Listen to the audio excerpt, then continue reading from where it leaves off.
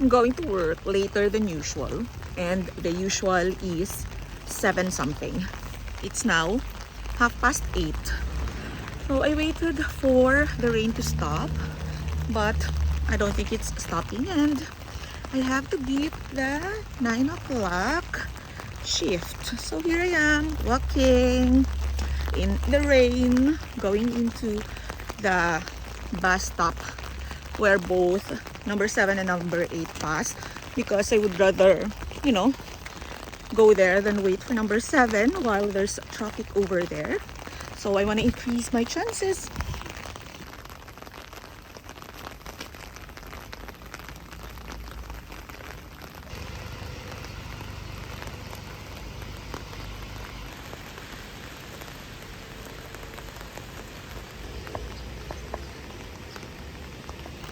For the first time in more than a year, I might be late to work.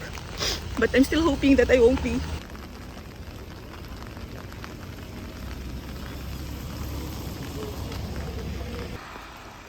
And that is the stop where I am heading.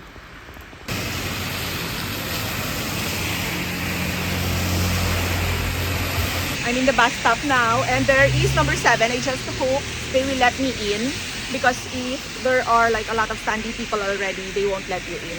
Here goes.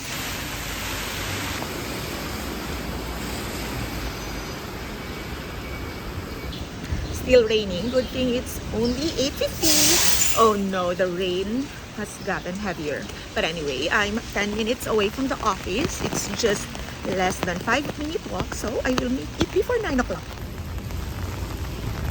Here I am.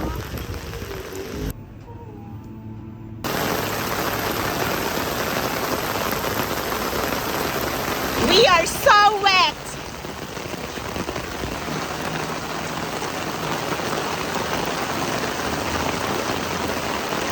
Can you be on my video? No.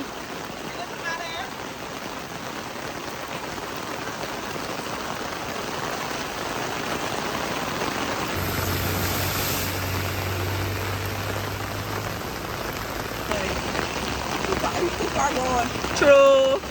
We still have some 500 meters to walk in this flood. I think like this is the only time we've been out in this weather, right? Yeah. In this situation. This is what we need to cross. I don't think we can do that, Carrie.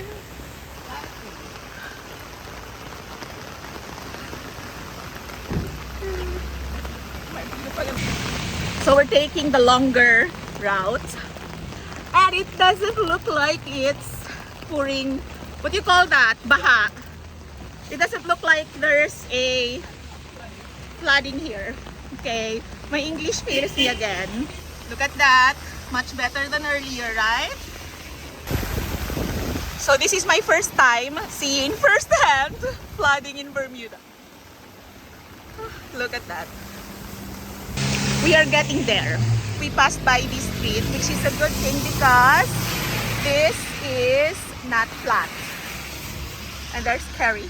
And there is the cathedral. And there's our building. All's well that ends well.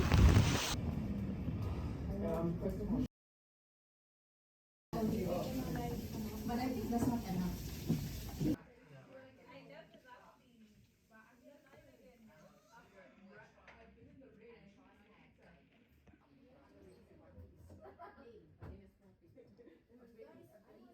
Yay! It's no longer raining.